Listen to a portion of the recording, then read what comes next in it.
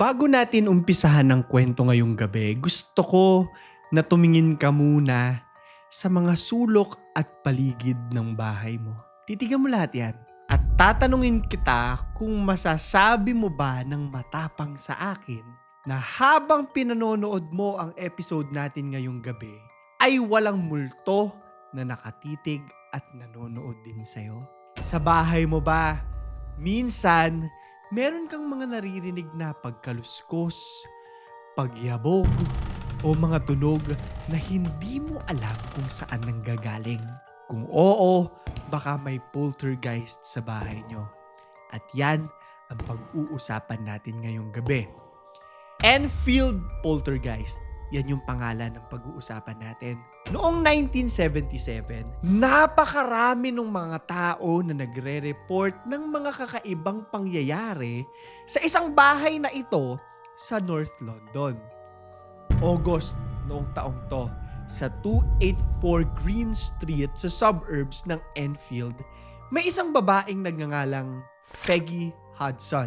Isa siyang single mother na may 4 na anak.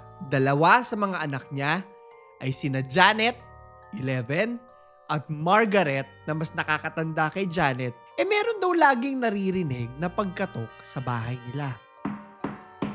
Ngayon, nagtataka sila. Sino ba yan? Lagi tayong kinakatok. Bakit hindi natin mahanap tuwing kumakatok yan? Meron bang nantitrip sa atin? May nagpa-prank ba sa atin? So tinanong nila yung mga kapitbahay nila at nalaman din ng mga kapitbahay na na-experience din nila itong mga bagay na to. At nagtataka rin sila, saan galing yan? Ngayon dahil sobrang desperado na ng pamilya ni Peggy, tumawag na sila ng pulis. Pinaimbestigahan nila kung ano yung nangyayari. Pumunta yung pulis sa bahay nila. Ito yung nakita ko, sabi, bakit gumagalaw yung isang upuan dito sa bahay nyo? Doon na mag-uumpisa ang napakahabang kwento at napakaraming pangyayari dahil dito sa Enfield Poltergeist. Dito mag-uumpisang umikot sa sirkulasyon ng mga balita ang bahay na ito. Paranormal encounters. Sa mga susunod na buwan, marami pa silang mas kakaiba na ma-experience. Kagaya na lamang nung biglang mga humihitsa ng mga upuan. Imaginin mo, nananahimik ka, tapos biglang may humitsa. Ano magiging explanation mo doon, diba? Especially kung nakikita mo kung ano yung nangyayari. And I think, isa sa mga pinaka nakakatakot sa lahat na pag-uusapan natin dito at ang pinakasikat na sentro ng usapan pag sinasabing Enfield Poltergeist ay itong si Janet, yung anak. For some weird reason, meron siyang nakakausap na garalgal na boses ng isang matandang lalaki na tatawagin natin na si Bill Wilkins. Mamaya, pag-uusapan natin siya. Makukuha ng mga bagay na yan ang atensyon ni Maurice Gross at Guy Leon Playfair. Iimbestigahan nila ito at masasabi na, teka, totoo nga yung mga nangyayari dito. Kung pamilyar kayo sa takbo ng kwento, ito ay dahil yung buong kwentong ito ang pinagbasihan ng Conjuring 2 na pelikula. Ito mismo yung kwento na yun. Marami ang mag-uusap tungkol sa mga pangyayaring ito hanggang sa binabalita na mismo sa telebisyon. Yung bahay na to, pinapakita na nila pag Halloween, sa TV, sa dyaryo, eto lagi yung pinag-uusapan. Hanggang sa magkakaroon na rin ng mga TV series tungkol dito, ng mga movies. Pero ang punong kawawa dito ay si Janet at saka yung pamilya niya. Ngayon, sa sobrang dami raw ng mga nagpaparamdam dito, kinalaunan, itong si Janet, kinailangan magstay sa Maudsley Psychiatric Hospital sa London. May 2 rason na pinag-iisipan ng mga tao kung bakit kailangan niya doon. Una, dahil aminin na natin, hindi ka maniniwala at teka, parang may tama sa utak itong babaeng ito. At pangalawa, siguro dahil sa experiences niya. Yan yung pinag-uusapan. Depende kung naniniwala ka sa poltergeist o hindi. Isa sa mga tanong natin pasensya na sa word, baliw lang ba talaga itong si Janet at ang pamilya niya? O meron talaga silang nararamdaman? Buhay pa siya ngayon, sa totoo lang. In fact, kinukwento niya pa ito sa isang Apple TV series. Sabi niya, alam ko po yung mga naramdaman ko. Alam kong totoo sila. At ang mahirap dito, Hanggang ngayon, sinusundan ako nitong mga experiences ko na ito. Investigations.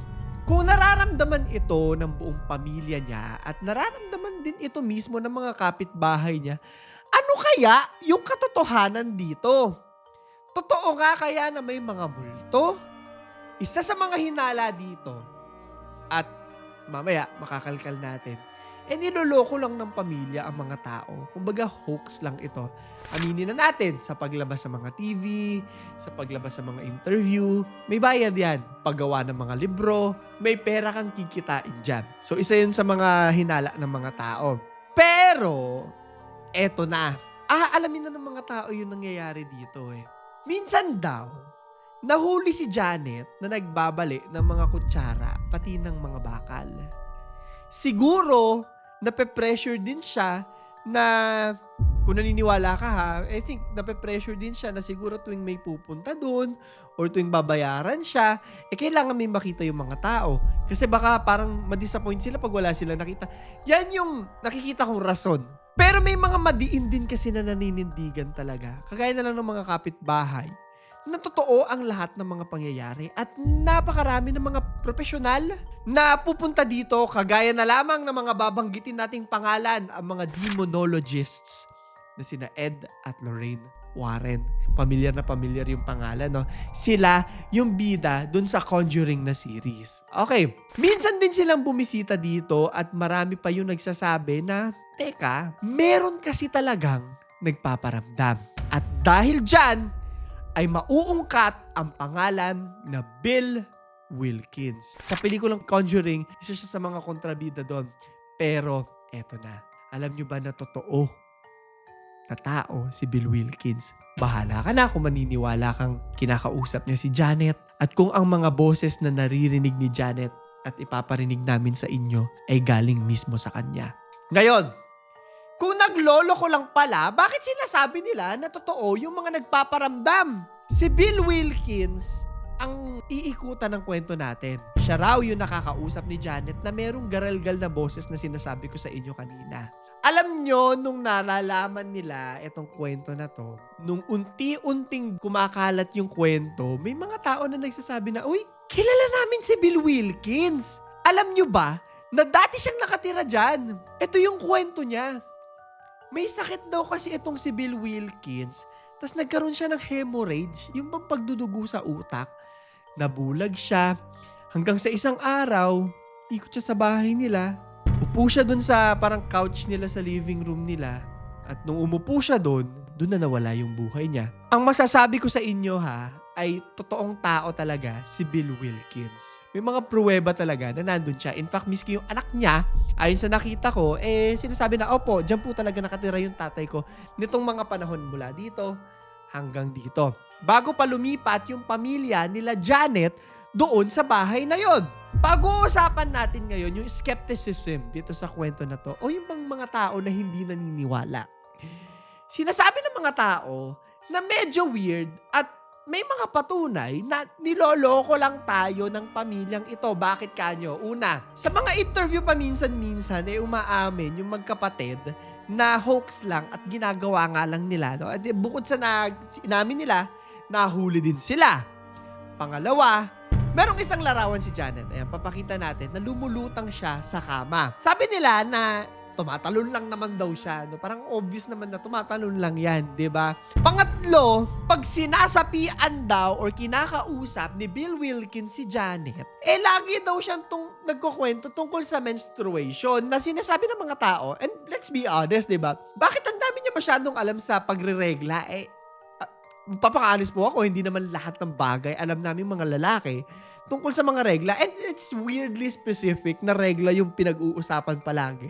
Pag nagsasalita si Bill, weird. Pang-apat, unreliable yung mga witnesses daw. Parang nakikisakay lang sa kwento. Ganyan din kasi aminin natin, miski sa atin, pag sinabi nangyari yung ganitong bagay, syempre pag kinukwento natin, dinadagdagan natin yung mga kwento para makwento natin ng mas maganda. Parang ganon. At panglima, noong mga panahon na pinag-uusapan yung bahay na to, napakarami ng mga tao na gumagawa din ng pranks para manakot din. Dahil sa mga balita nga na to at yung mga tao na nagiging biktima ng pranks na to, parang nagkaroon sila ng mass hysteria kumbaga, na lahat sila naniniwala na talaga na merong multo na talaga dito. Ang isang joke, pinaniwalaan na maging isang buong kwento. Ayun siya, poltergeist. Ngayon hindi ko masasabi sa inyo kung totoo man o hindi ang mga poltergeist dahil personally, hindi pa po ako nakakakita or nakaka-experience ng mga ganitong bagay. Pero marami po akong mga kaibigan na nagkukwento at nagsasabi na meron talagang mga nagpaparamdam. Yung iba, nakikita pa daw ng harap-harapan. Which brings us to our question of the day. Sa bahay nyo ba? Huwag naman sana ngayon. Meron bang mga nagpaparamdam? Ikwento mo nga sa amin sa baba kung anong nangyayari dyan. Yan ay para sa 1,000 Gcash giveaway natin. Huwag nyo kalimutan mag-like, subscribe at notification bell. Follow nyo rin po ako sa Instagram ko. Maraming salamat sa mga nagko-comment po ng mga kwento sa akin. Anyway, bago po ako magpaalam, itong kwento ng Enfield, hindi dito nagtatapos. Kasi merong isang live footage sa UK noon na magkakaroon ng mass hysteria. Gusto kong titigan nyo itong larawan ni Pipes. Sinasabi nila na yan daw si Bill Wilkins. So, yun lamang po. Ito si Claro III. Siguraduhin yung wala nakatingin sa inyo, ha? And over here, in this bed here, was Margaret. It was in the same bedroom a month later, with all the family present, that Maurice Grosse first challenged the poltergeist to talk. And this was actually the result. You'll hear the whistling first of all, and then the barking. And here is this noise.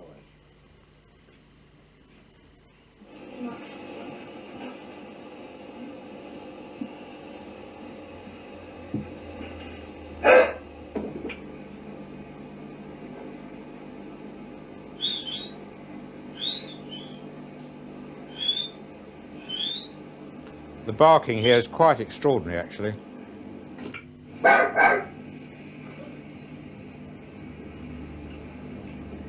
We got a doggy here.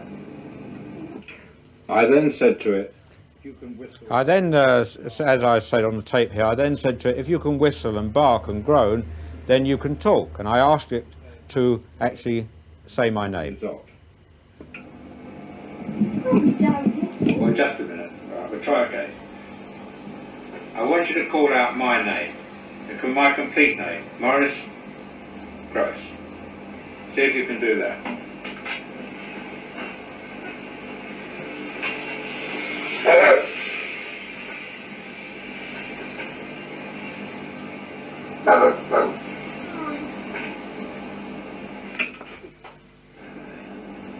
Very good. Let me hear you say my name again. Come on, let me hear you say my name.